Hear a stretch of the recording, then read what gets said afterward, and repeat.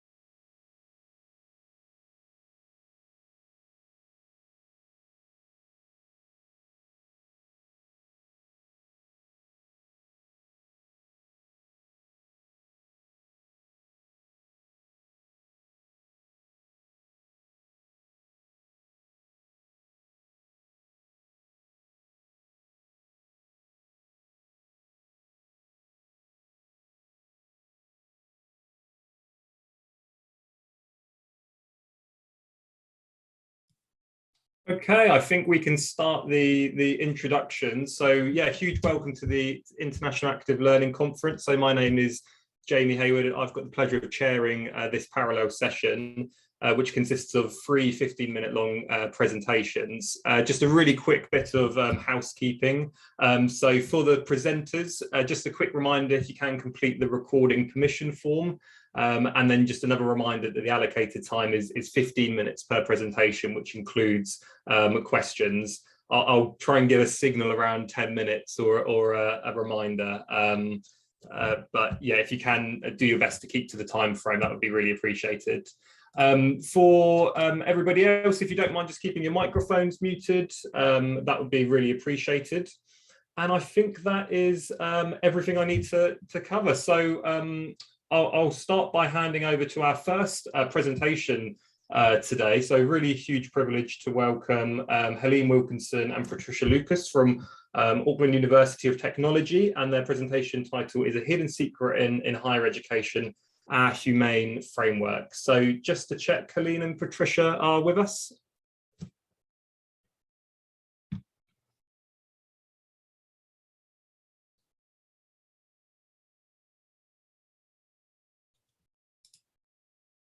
Maybe on mute. I'm just having a look through the participant list. Let's have a look.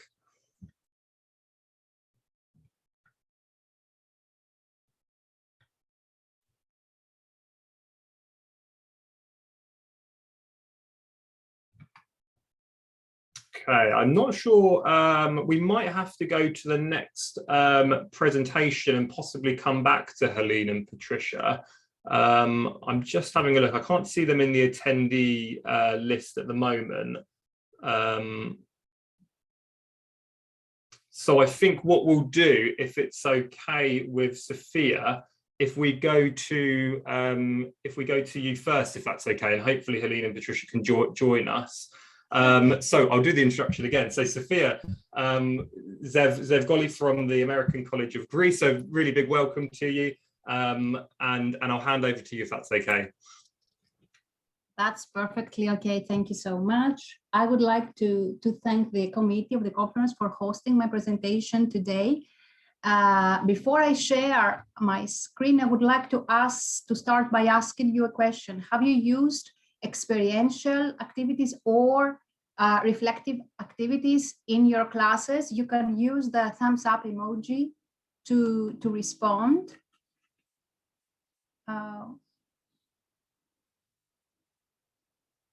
I can't see, let me.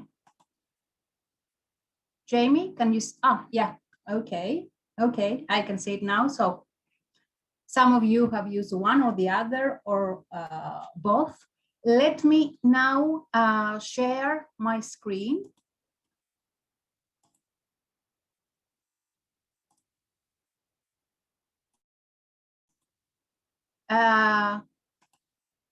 Jamie, could you please confirm that? Yeah, that's perfect, Sophia. Thank you. Okay, excellent. Thank you. So today I will be talking about how I have integrated cultural immersion experiences in my modern Greek classes in order to foster active student learning. I will describe the 3 different stages of an experiential activity and point out the benefits for all members of the learning community. Let me start with a few theoretical underpinnings. There is no agreed definition of experiential learning. I mentioned 3 here, those that are most relevant to language learning. The key terms here are changes in skills and feelings as a result of an experience, and also discoveries leading learners to reconstruct previous ideas or attitudes. Language learning entails a great deal of culture teaching. What is meant by culture here is the things that are shared by members of a community, such as social habits and conventions, rules of etiquette, for example, polite behavior, daily life, etc. Cultural learning entails a subtle balance among observation, interaction, and various degrees of reflection on experience. So let me now say a few things about key features of my modern Greek courses. These are term-long courses or shorter, tailored modern Greek classes designed for study abroad students who are beginners in modern Greek. Greek is taught as a second language, that is in a context where the target language, Greek, is spoken as a first language. These students are in need of very basic survival Greek, that is Greek needed for shopping, especially food, ordering a meal or a drink at a coffee shop or restaurant, etc. They also need to familiarize themselves with the most important aspects of Greek everyday life or culture. So what I will present today is an experiential class that takes place outside of classroom in a cafe. And I'm sure some of you are wondering, so why in a cafe? Because students have been taught language in order to be able to order a snack or coffee or a drink at a cafe, and this is an opportunity to practice it in an authentic situation. In addition to this, it has been explained to students, or students have noticed themselves, that Greeks spend a lot of time at cafes. So drinking coffee is a huge part of modern Greek everyday culture. So this activity involves 3 stages. Preparatory stage first. From the very beginning of classes, students are asked to observe things about the modern Greek everyday way of life. That is, eating habits, interaction patterns. For example, how close to one another do Greeks stand or sit when they interact with each other? Do they use thank you? Or do they apologize as frequently as people in their own culture? A blog is created, which is open throughout the course, where they can comment on basically anything. So, for example, if they have an encounter with a local that is intriguing, they can comment on it. Also, at some point in the course, students are asked to participate in a blog. Students are divided into 2 groups. Members of Group A are asked to submit a blog entry on 1 or more differences between the modern Greek and their own everyday culture. Members of Group B will respond to one of the entries submitted by members of Group A. In their response, they need to explain whether they agree with their classmates' entry, provide their own observations to support their thoughts, and more importantly, they try to provide an explanation for the identified difference or differences. I also provide a comment on these entries, but not an answer, as the explanation is something that I want the whole class to arrive at, and this happens during the experiential class at a cafe. Often, I invite Greek ACG students from other classes to attend this event, and the role of Greek students is to facilitate my students' interactions in authentic communicative situations, and they also engage in a group discussion about cultural differences between Greeks and speakers of other languages. Experiential or immersion stage. For this type of experiential classes, I meet students in a cafe close to campus. In this particular class, students order a snack or coffee in Greek, that is, and are supported in that by the Greek peers. Then we start our discussion by summarizing the major cultural differences identified in the block I mentioned earlier. And then I ask them questions such as, why do Greeks use thank you or please less frequently than, say, Americans, although they take extra care to use the politeness plural when this is appropriate. The Greek students contribute in this discussion in a very meaningful way, but, and this is very interesting, they are not always in a position to answer these questions, albeit being Greek, which goes to show that activities like this can help even native speakers develop their understanding of their own culture. One of the ideas mostly discussed is the emphasis Greek culture places on involvement and in-group relations. What is an in-group? An in-group is one's family, relatives, and friends. So being very formal to a member of an in-group by using thank you and please a lot is actually not polite in this culture, as it becomes a distancing device that actually places a member of the in-group in the out-group.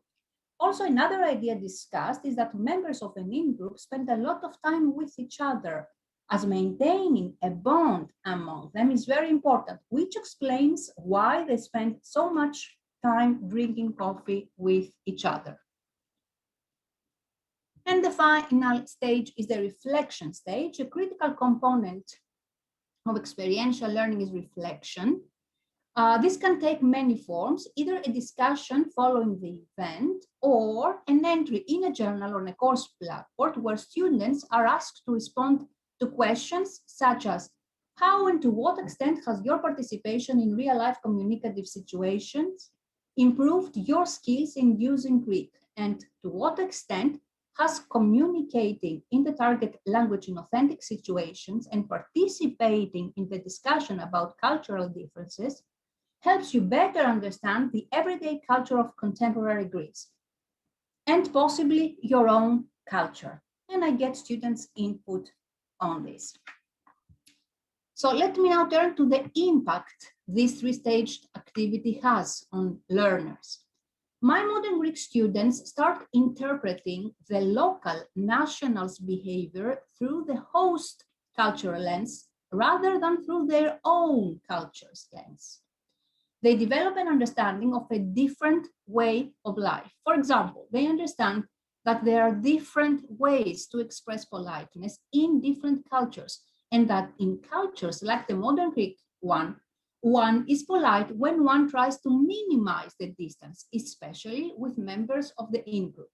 Because honest conversations do take place where students are open about any biases or stereotypes they may have. They feel free to say things like, Greeks are very touchy and I find this annoying. Or Greeks spend too much time at coffee shops, hence they are not very hardworking. Or this excessive use of thank you or please in Western societies seems mechanical and not genuine enough. Because stereotypes or perceptions like this are made explicit, students are supported in deconstructing or re-evaluating them.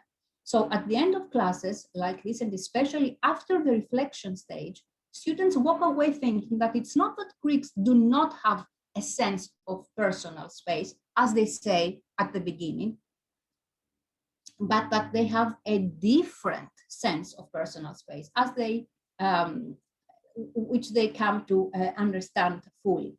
Also, Greek students get to see themselves and their own culture in a new light and realize why they might get annoyed when a friend of theirs thanks them too much.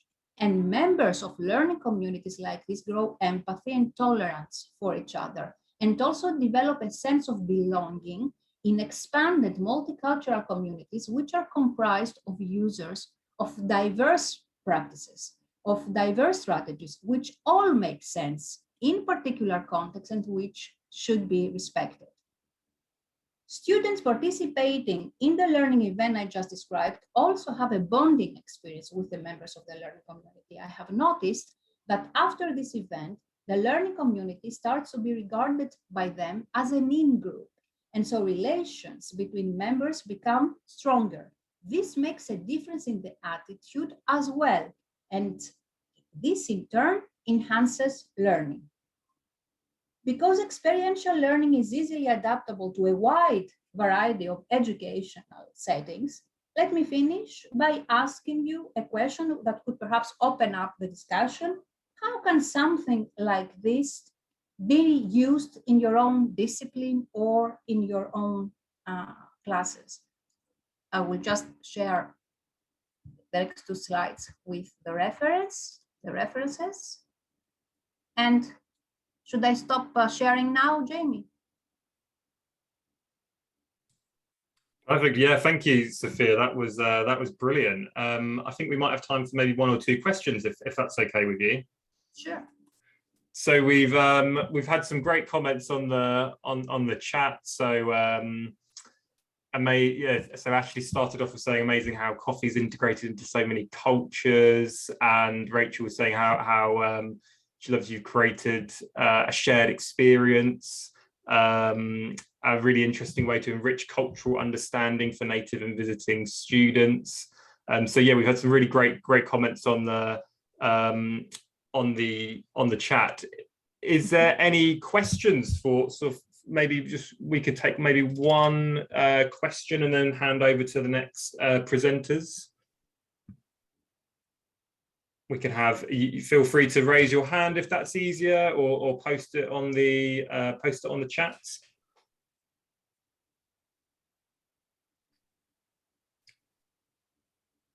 Andrew, I think we'll go to you if that's okay.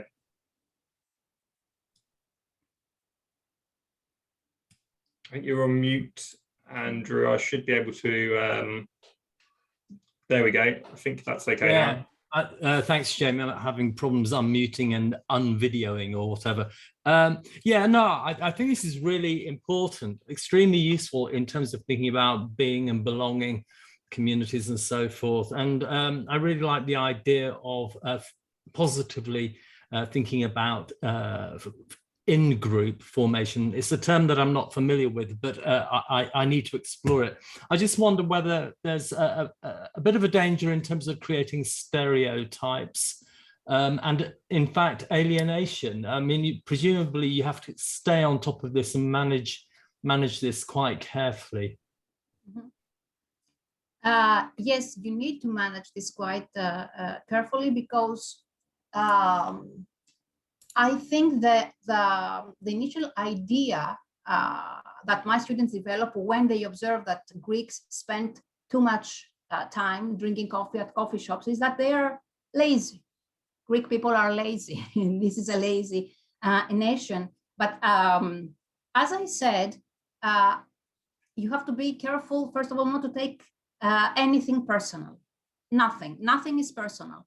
You have to create an honest environment where students feel free to share any ideas, any perceptions they might have about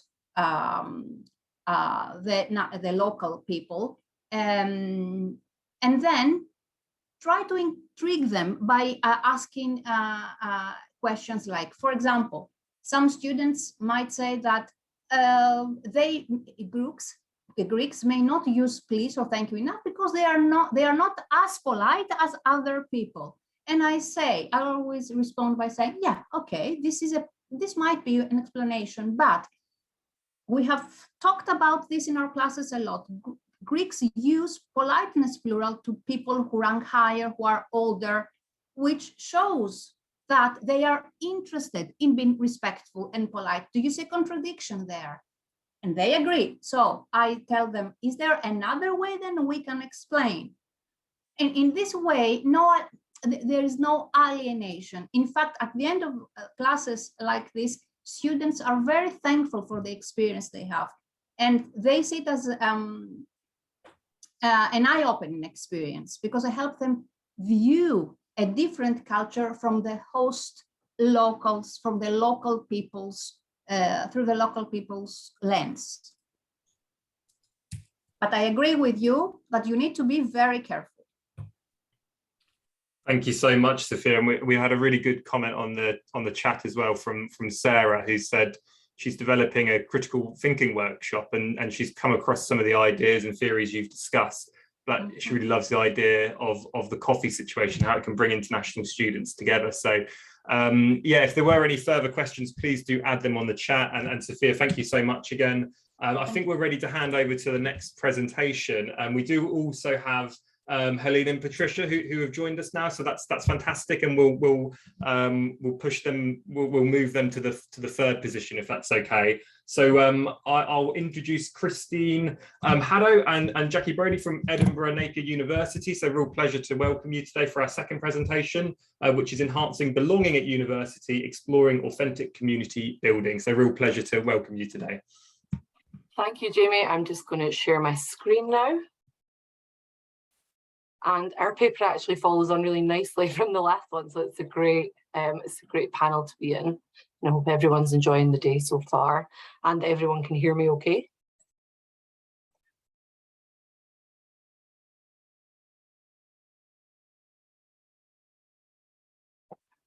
Okay, so welcome. As Jamie said, my name is Christine Haddow. I'm a lecturer in criminology at Edinburgh Napier University, and I'm going to be presenting this morning with my colleague Jackie Brodie, who is an associate professor and head of learning and teaching in our business school. And we're going to be focusing particularly on what community and belonging at university mean to our students and to yours, and how those things can be enhanced, and sharing our own concept of authentic belonging and what this might look like.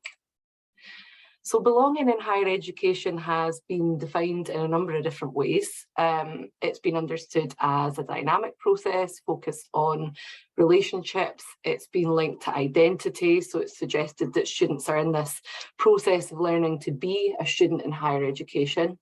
And it's also been seen as a series of needs that are met through interactions at university.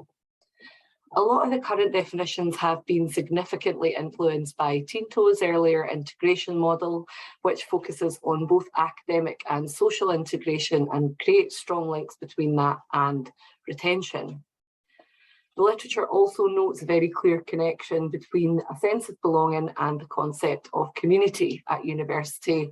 But similarly, when we review existing accounts of what community at university is, we see this whole list of different things that contribute to that. So both of the concepts are definitely subject to debate. And in fact, more recently, we've seen critical perspectives emerging that propose a need to reframe this idea of belonging and suggest that, not all students might need or want to belong, and where they do, they might do that in very different ways. And there is some question of whether belonging is the right word for us at all here.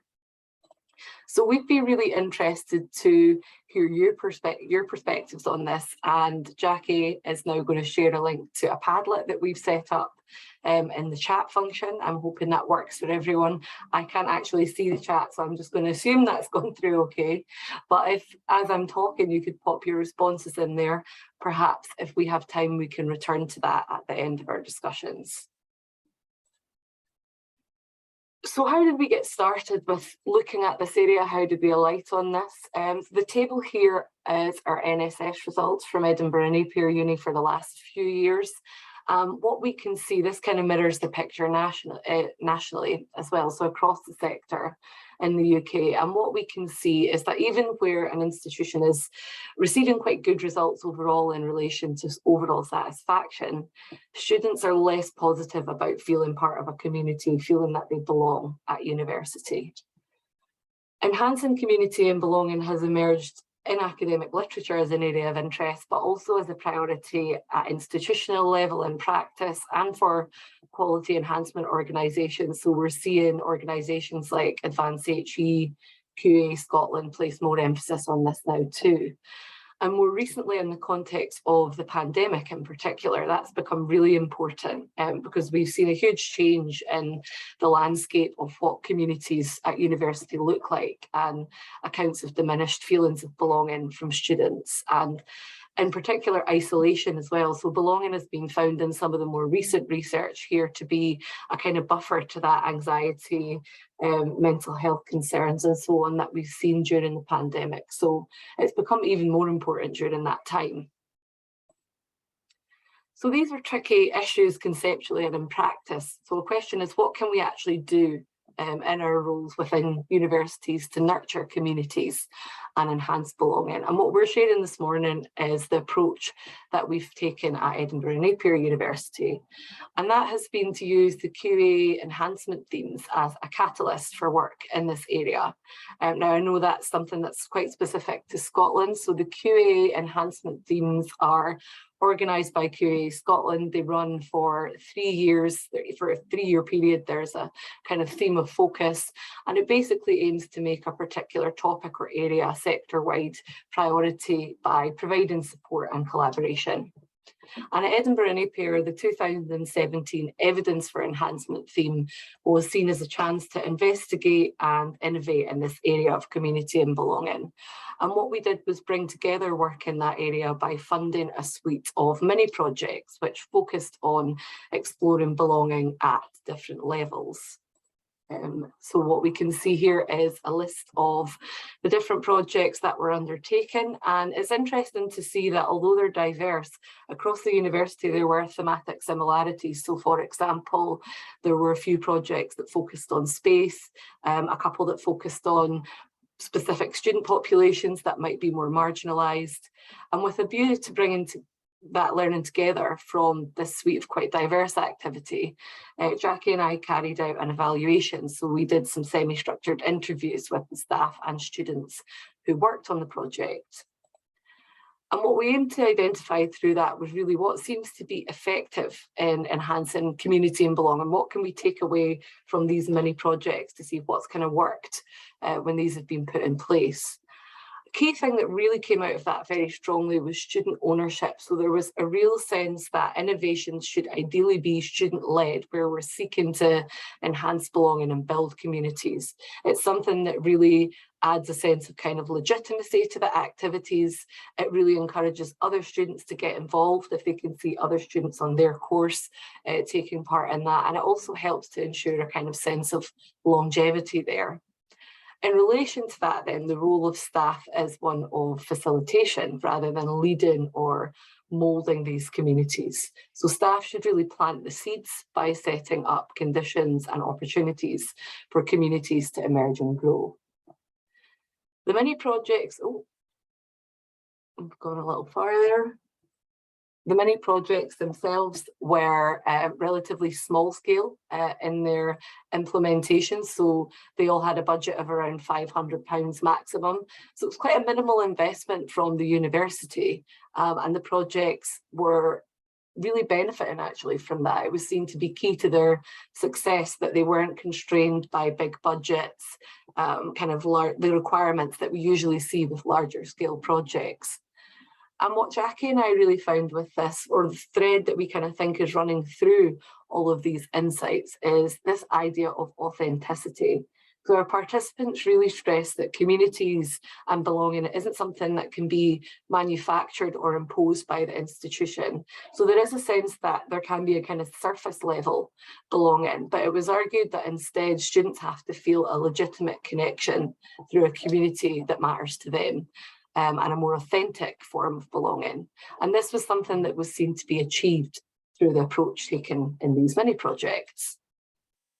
So this got us thinking about this idea of authenticity and what that might look like in relation to belonging, and most importantly, what can we do to capture and enhance that? And from the learning from the project, we developed this model. So we found enhancement here was really facilitated by what we describe as a bottom-up approach to developing communities that developing activities that aim to build community and belonging. The relatively small scale of the mini projects allowed them to develop in collaboration with students who assumed that ownership, and therefore ownership of the communities that were ultimately created. The authenticity then is best achieved when students are able to drive that enhancement with support from staff to create conditions that allow communities to flourish. And the small scale interventions also meant there was no one vision or form of community and belonging imposed upon students. Rather, the communities emerged organically based on the students' needs and what they wanted to put into or contribute to them.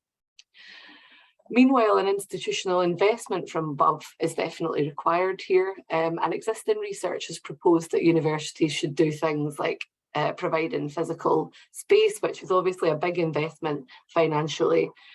From our projects, we found that actually the investment can be quite small scale, and what's important is that more strategic prioritisation. In the case of the mini projects, we saw that the provision of quite modest funds was enough to demonstrate institutional commitment and to support innovation without these big restrictions and so on.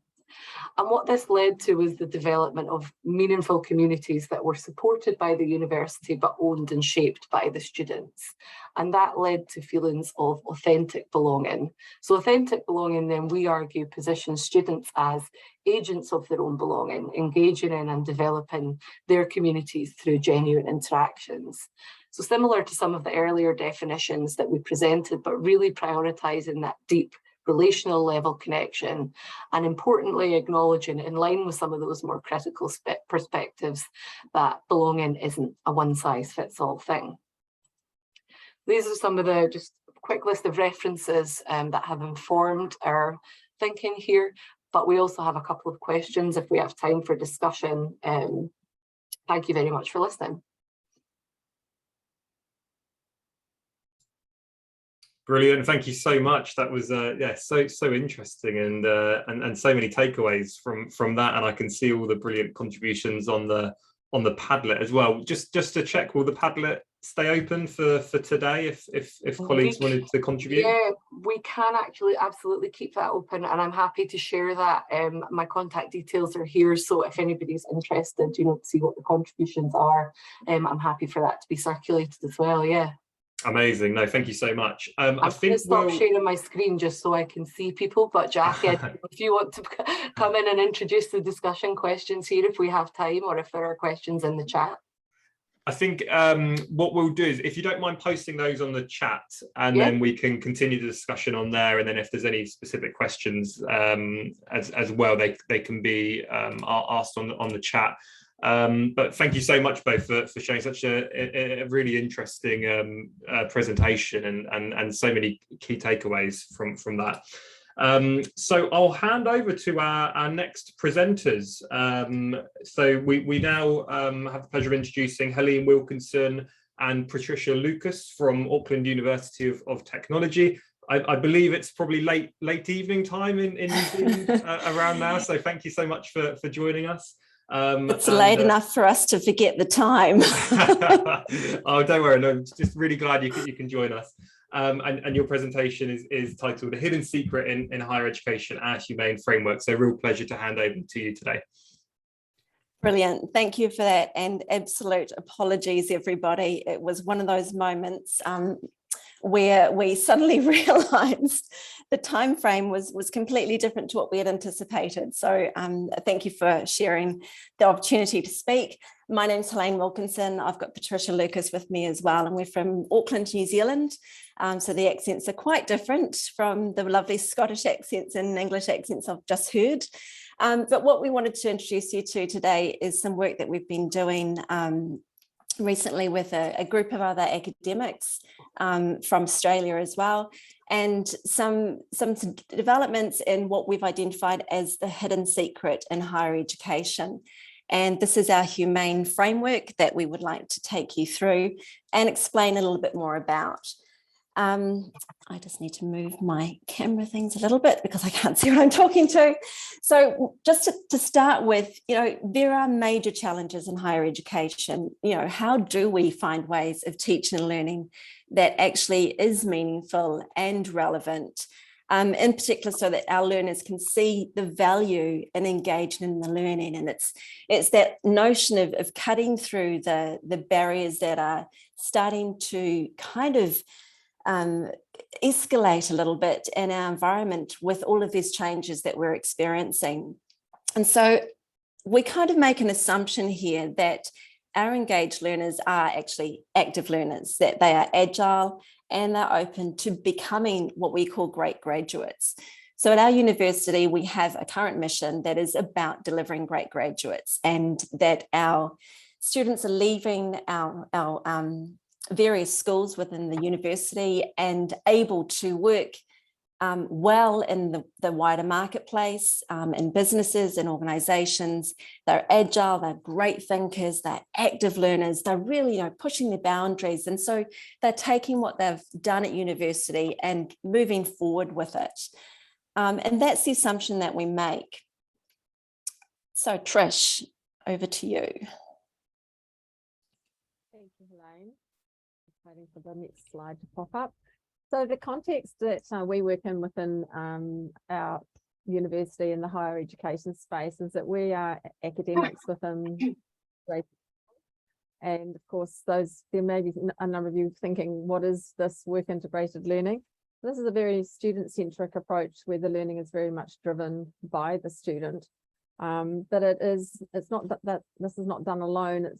The students form a tripartite relationship with themselves, a workplace, and the university. And so that one of the overarching principles of work integrated learning is that the students are guided with their learning to integrate their theory into practice. And in order for the students to kind of make sense of how theory can be integrated into the workplace, we underpin a lot of their learning with reflective activities and reflective practice. And a lot of this work that we do with obviously work integrated learning, the students are on placement, they're out in industry working with people in the industry. And then of course COVID came along and we had this huge shake-up, and all of a sudden we were pushed into these emergency remote learning and teaching situations. And of course that got us really thinking about how we were going to manage all of this very sudden change. And one of the things that we discovered and we looked at when we were thinking about our context was this humanistic lens in education, which was actually introduced by a number of founding theorists, including Maslow and Rogers and a few others. However, this line of humanistic thinking was actually considered to be quite radical because it diverged from what universities were meant to do, whatever that might mean. So when we look at work integrated learning, philosophically, work integrated learning is about nurturing the preparation of students as they transition into their working lives and their careers. And it's about developing and strengthening relationships. So this is where the humanistic lens kind of comes back into the sort of work that we're doing with our students. Next slide, please. Oh. Cool. So how did we get to the place of actually thinking about our HUMANE framework? We were in the midst of COVID and we're struggling with a number of how do we manage this situation? And Helene and I belonged or joined a group of women across Australia and New Zealand, and we formed what was called a small significant online network group. And this is where we started to feel a sense of belonging ourselves together with each other, as we had multiple conversations around what was happening in our workplaces, what was happening with our students, how were we managing, how were we responding. So it was very much around shared practice. And as a consequence of those shared stories and reflecting on our experiences, we came across an opportunity to write a journal article in a special issue around the changing practices and connecting and belonging, which is obviously a key focus of this presentation today. So we're now going to talk to you a little bit about our HUMANE framework. I'll pass it on to Helene. Thank you. So now I just want to pick up on Christine. And Christine, I love the fact that you've used the same slide background as I've chosen. There's obviously an underwritten, approach here. We're all on the same wavelength, I think. And you'll see in our HUMANE framework much of the same language that you also have been talking to. And I was just writing some notes down that I think where we're sort of coming from our development of our HUMANE framework here is the individual level. And you were talking about bringing in individuals as agents of change and enabling authenticity and kind of working from very much a collaborative approach to active learning, to enabling individuals to make sense of what's going on around them. And so when you look at our HUMANE framework here, the way that we were collectively navigating the challenges that we were facing through COVID, but also past COVID now, when we realized this has been ongoing, through showing our heart, through showing our vulnerability, and working with the students in a way that actually is humanistic. It is, we're not just a sage on the stage. We actually understand at a level that in a way is supportive and nurturing, and we're muddling together through all of this chaos and sharing those experiences. And one of the things that's brilliant where we've come through COVID is that authenticity of understanding the environment that the student is in when they are challenged in their learning. We're seeing their home around them through their video feed. We're sharing in their cultural practices by looking at celebrations like Diwali, and we're actually asking questions about this. And so it's this navigation of learning that we're really kind of going back to and bringing into play much more of a humane lens, where we can share through that conjoint celebration of belonging and understanding, so that we're equipped to be able to cope. And what you'll hopefully delight in is where this ends up in is a sense of knowing me and knowing you. And I hope you are all immediately singing ABBA in your heads, because we actually found ourselves working through a lot of the themes that came through our paper, which we'll reference at the end. A lot of the same kinds of concepts of a song and a story unraveled as we negotiated our own challenges and our own solutions. So for us, developing this humane framework, it really reminded us of the importance of being true to ourselves, of finding a gentle qualities in enabling ourselves to take responsibility, to engage in the learning, and to encourage others and our students to do the same thing. Remembering, of course, that this is about a work integrated learning relationship, where we're looking at the employer, the student learner, and us academics and administrators as well. So the nature of that relationship needs us to come together to understand those differences in how we respond to things, so that we respond appropriately and that we are supportive of one another in the same framework. So what we'd like to do with you now, in the few minutes that we probably have available, is I just want to take you to a Google activation document that Trish will post into the chat as well, just to ask you some questions, some ideas about the way that we might use our humane framework in practice, because that's one of the questions I sort of wrote down when you raised authenticity, Christine, is how do we achieve this? What are the ways, the tools, the resources, our opportunities to actually achieve that? So Trish, what do we want to do here? Okay, folks, so we've given you a bit of an insight into the framework, just a really brief overview of what that might look like. So what we would like you to do now is just to, on the share Google Doc here, hopefully you should be able to edit that, is to work through and brainstorm just a few key ideas around the 4 key points that we've got here. So initially, what was your reaction? Is it something you kind of are aware of and familiar with it already? Was there something that kind of jumped out at you that you thought, oh wow, I hadn't thought about that before, or whatever? Is it something that you could implement yourself? Can you see some of these things resonating within your own context? And if you were to implement it, how you might do that? Or is there something that you could do to implement it?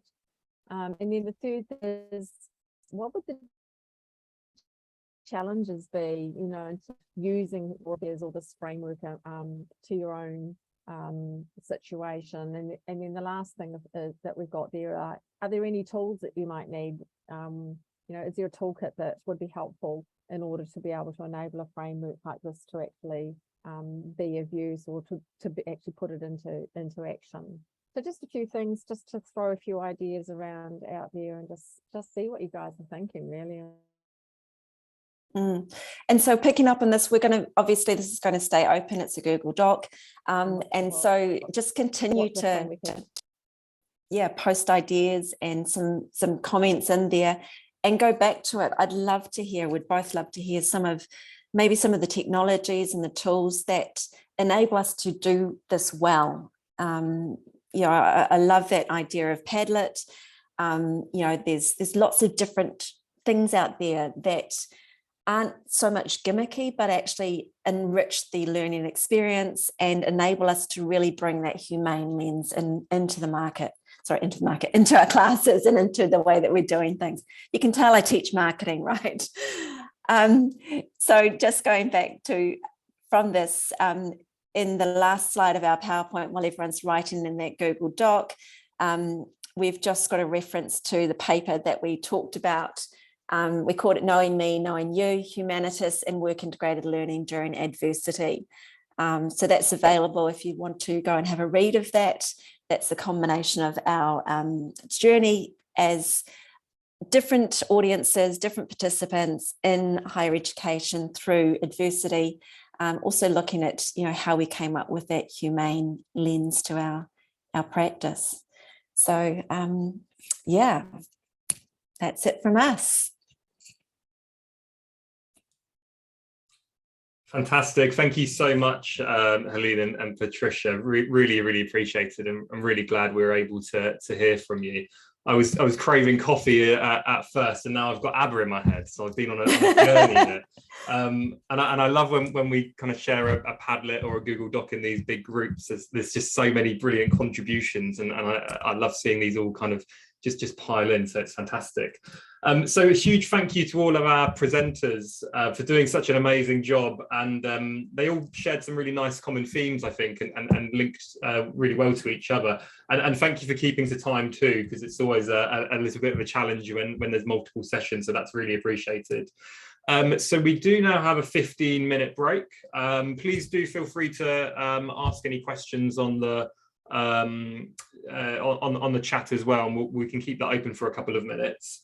And there's also the conference Padlet, and there's also the conference hashtag as well. So I've been seeing all these brilliant contributions on there. So I'll just quickly share the hashtag if you did want to contribute on Twitter and see what discussions are taking place on there as well. So like I said, we have a 15-minute break before the next sessions. Thanks again to all the wonderful presenters, and see you all in the next sessions.